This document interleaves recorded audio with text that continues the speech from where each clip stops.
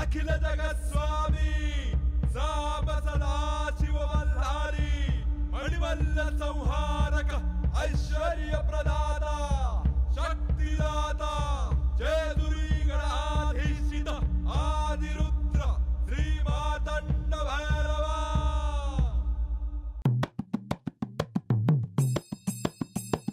जय देवा जय देवा जय देवा जय देवा जय देवा जय शिव मातंडा।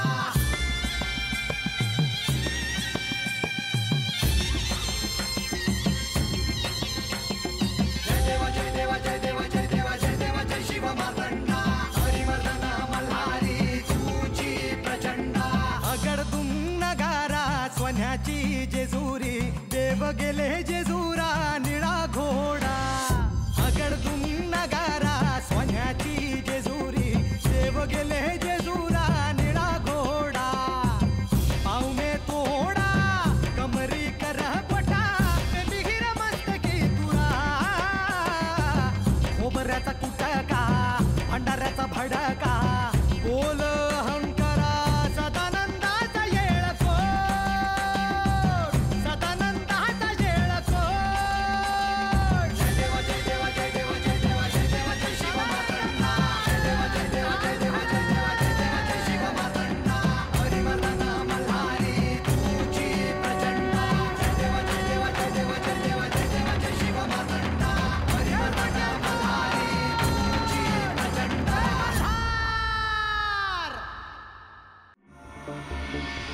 शिव शिव शिव मल्हार सदा शिव शिव शिव शिव मल्हार सदा शिव शिव शिव मल्हार सदा शिव शिव शिव मल्हार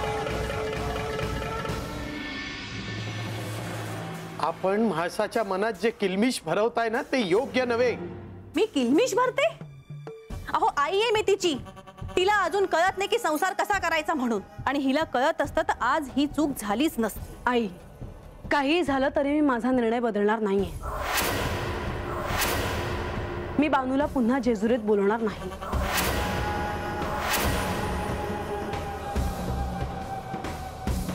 येऊ का मी? ये बाळा।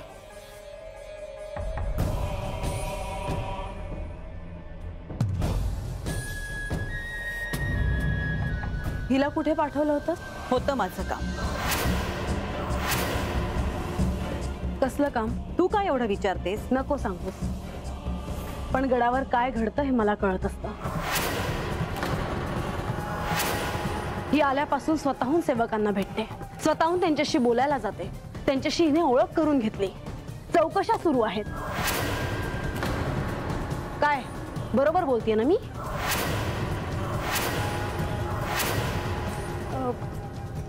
ते मी आपलं सहज विचारलं, काही गोष्टी माहित नाहीत म्हणून विचारलं एवढंच। आईला सांभाळ हं, हिला कल्पना नाहीये मी काय येते। हिने जर चूक केली तर मीला सोडणार नाही। चेहऱ्यावर भोळसट भाव असतात पण मनात तिच्या काहीतरी वेगळंच असतं। असं काही नाही देवी, माझं काही चुकलं असेल तर क्षमा असावी। तू हिच्यावर का राग काढतेस? मी सांगितलेलं काम करत होती ती। बरं येते मी, तुम्ही चालू द्या तुमचं। म्हणजे चालू द्या आमचं म्हणजे? अगं आम्ही तुझ्यासाठी इथे आलो आहोत ना। मायानंदा जाऊ द्या तिला।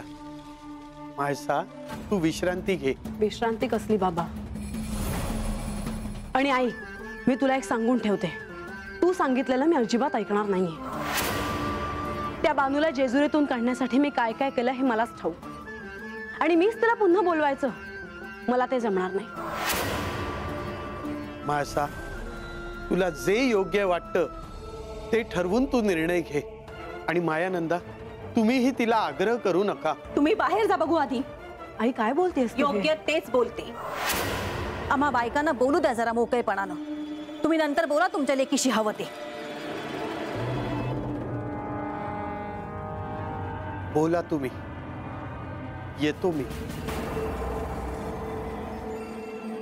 आई तू हे योग्य नाही केलं। मला तुझ्याशी एकांतात बोलायचं आहे। पण ही आहे ना इथे उभी। असू दे, ती माझ्या विश्वासातली आहे। पण मी इतक्या लवकर कोणावरही विश्वास ठेवत नाही। मला एक संधी द्या तुमची सेवा करायची, मी तुमचा विश्वास संपादन करेन। ते पाहूच आपण. पण आता माझ्या आईला माझ्याशी काही व्यक्तिगत बोलायचं आहे,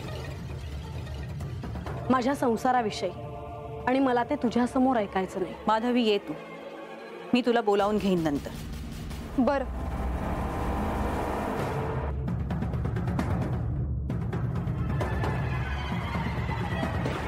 सांग, तुला काय सांगायचंय? तुला खरंच आतून असं वाटतं की देव त्या बानूला कधी सोडतील?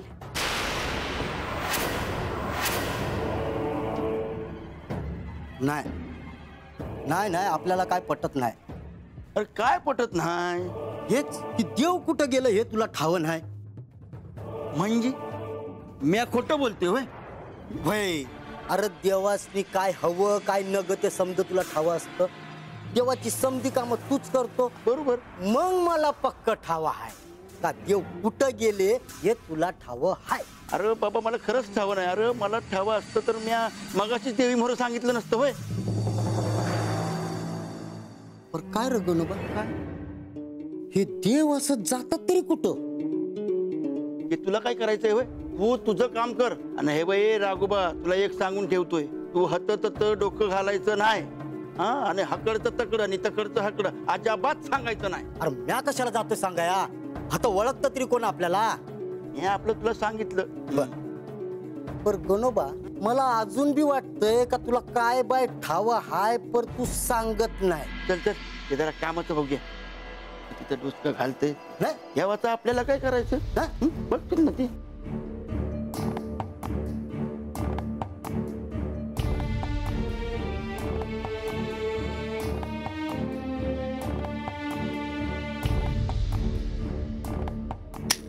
नारायण नारायण.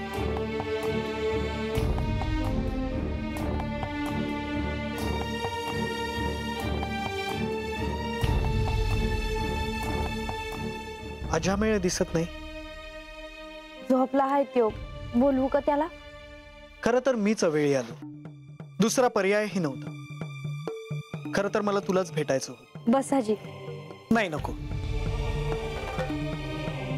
आज कसं काय येणं केलं?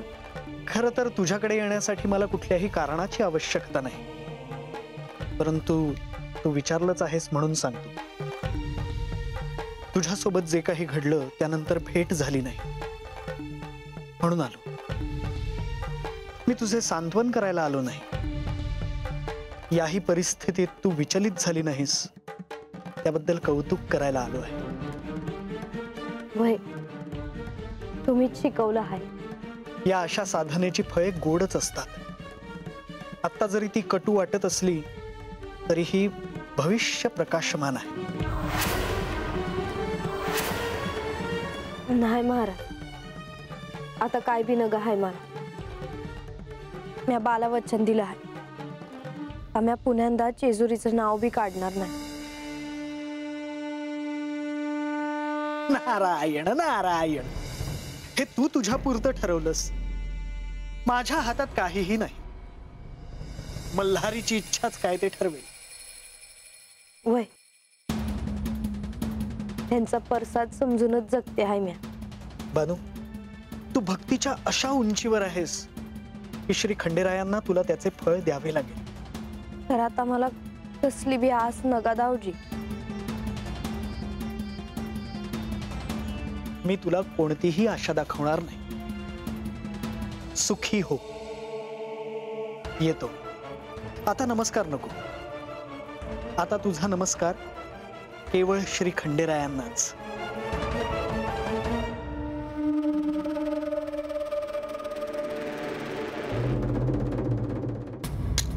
नारायण नारायण.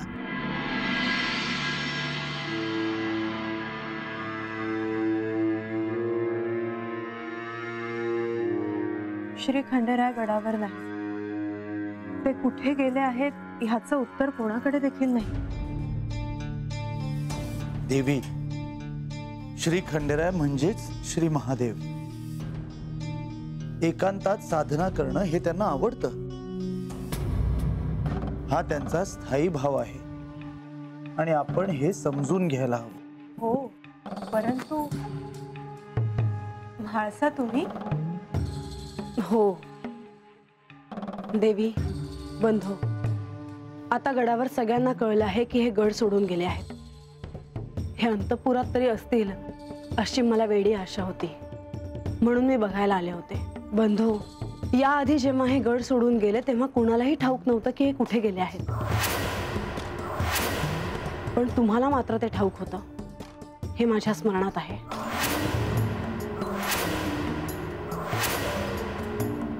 देवी, तुम्हाला काय म्हणायचं आहे मला कळलं आहे, आणि तुमची शंका योग्य देखील आहे. परंतु श्री खंडेराय कुठे आहेत हे ह्यावेळी मला ठाऊक नाही. देवी, जर तुम्हाला असं वाटत असेल की मी तुमच्यापासून काही लपवून ठेवतो आहे तर असं खरंच नाही. श्री खंडेराय कुठे गेले आहेत हे मला खरोखरच ठाऊक नाही.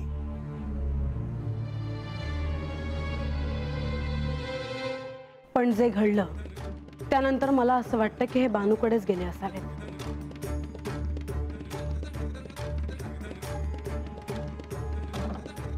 तुम्हाला असं का वाटतंय म्हाळसा? कदाचित ते दुसरीकडे कुठेतरी गेले असावे, साधना करत असावेत. कुणास ठाऊक, पण माझं मन मला असं सांगतंय की हे नक्कीच बानूला भेटायला गेले असतील. कारण मी बानूला शासन केल्यानंतर ती दुखावली असेल आणि तिची समजूत काढण्यासाठी हे तिला भेटायला गेले असतील. खरं तर देवी, मी बानूला कडक शासन करू शकले असते, पण मी ते केले नाही. यांनी मला क्षमाशील राहून निर्णय घ्यायला सांगितला आणि मी तसाच निर्णय घेतला. मी केवळ तिच्या जवळच्या दिव्य करंड्याचे विसर्जन करण्यास सांगितले.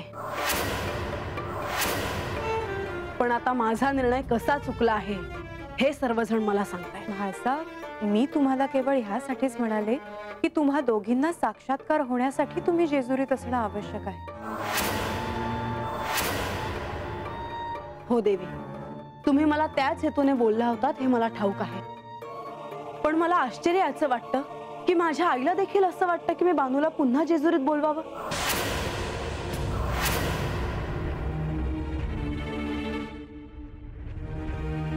काय सांगताय देवी? तुम्हाला तुमच्या मातोश्रींनी हे सांगितलं? होय देवी, बानू जेजुरीत असेल तर हे जेजुरी सोडून जाणार नाही. हे इथेच राहतील. काय चालले आहे हे मला कळेल, मला ते दिसेल असा विचार ती करत असेल.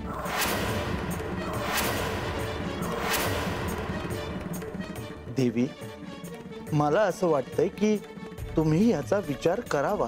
बंधू? होय देवी,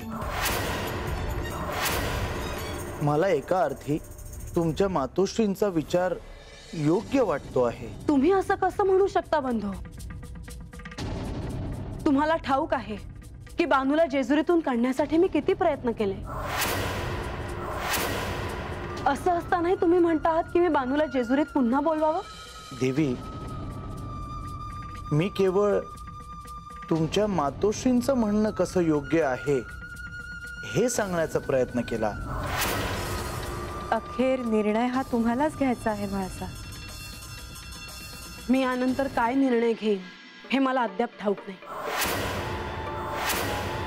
पण मला याची खात्री आहे की हे आल्याशिवाय माझ्या मनाला स्वस्थता लाभणार नाही.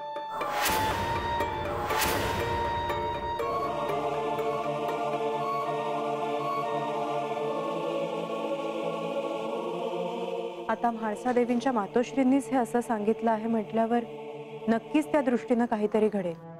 श्री खंडेराय साधना संपून परत आल्यावर त्यांना हे सगळं सांगावं का?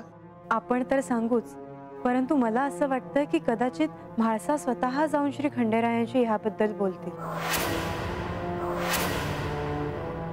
थोडक्यात श्री खंडेरायांनी बाणाईला वचन दिल्याप्रमाणे तिला जेजुरीत सन्मानानं बोलवलं जाईल अशी चिन्ह दिसतायत.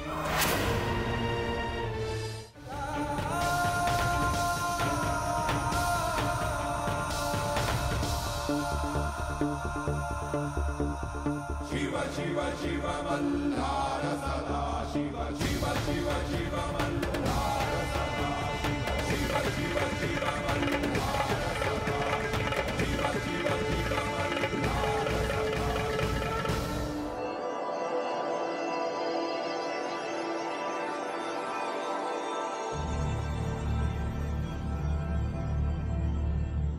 मुनिवर, देवी, माझा नमस्कार स्वीकार करावा देवी. आज बराच काळानंतर आला आहात मुनिवर. येण्यासाठी तसे कारणही हवे देवी. काहीतरी महत्वाची वार्ता घेऊन आला आहात असे दिसते आहे. नारायण नारायण, अत्यंत महत्वाची वार्ता आहे देवी. परंतु देवेंद्र दिसत नाही. ते स्वर्गलोकी नाही, बाहेर गेले आहेत. नारायण नारायण. म्हणजे हे असतील तरच आपण वार्ता सांगणार का? नाही, तसे नाही देवी. मी आपल्यालाही ही वार्ता सांगू शकेन. मग काय वार्ता आहे ते लवकर सांगा. माझी आपल्याला विनंती आहे. बानूकडे सर्व कुशल आहे ना? नाही, सारं काही कुशल नाही. म्हणजे देवेंद्रांनी बानूसाठी कल्पवृक्षाकडून जो दिव्य करंडा मागितला होता त्याविषयी श्री म्हाळसादेवींना कळले. त्यांनी बानूला आदेश देऊन जेजुरीत बोलावून घेतले आणि त्यांच्या संसारात हस्तक्षेप केल्याच्या अपराधावरून त्यांनी बानूला तो दिव्य करंडा विसर्जित करायला लावला.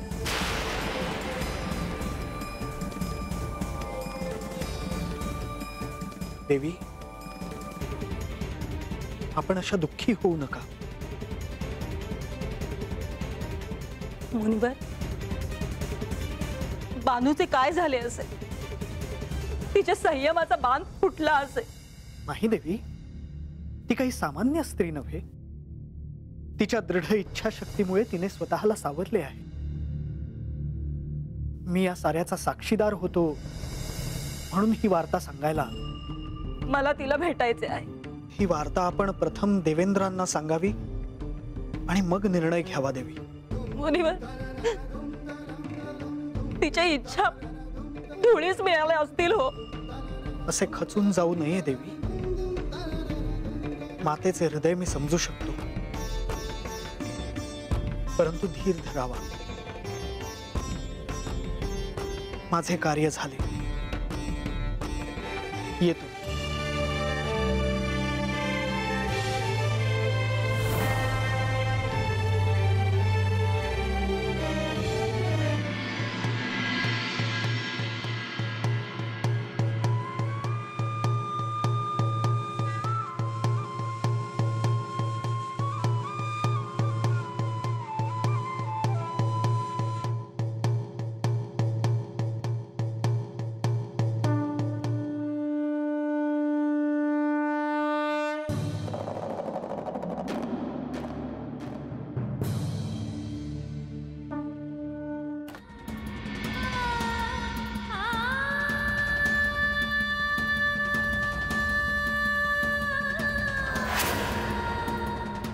असं डोळ्यात पाणी आणून कसं चालेल?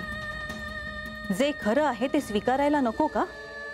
तुला लाख वाटला की देवांनी तुझ्याशिवाय इतर दुसऱ्या कोणत्याही स्त्रीचा मनातही विचार आणू नये, पण आता तसं होणं शक्य नाही.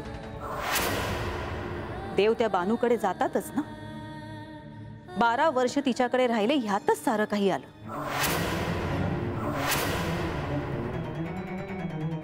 त्यांनी तुझ्या सुखदुःखाचा विचार केलाय कधी? मला काही कळत नाहीये. ते मला म्हणाले होते की ते माझ्याशिवाय नाही राहू शकत. असं असतं तर तुला सोडून, तुला न सांगता ते तिच्याकडे गेले असते? मग मी काय करू? ऐक माझं, हा राग सोड आणि शहाणपणाने निर्णय घे. त्या बानूला जेजुरीत बोलावून घे. तिला तिच्या वाड्यात राहण्याची अनुमती दे.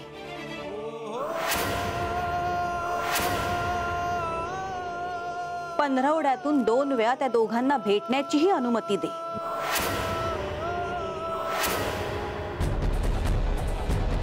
त्यामुळे एक गोष्ट साध्य होईल. देव सतत तुझ्या दृष्टी समोरच राहतील.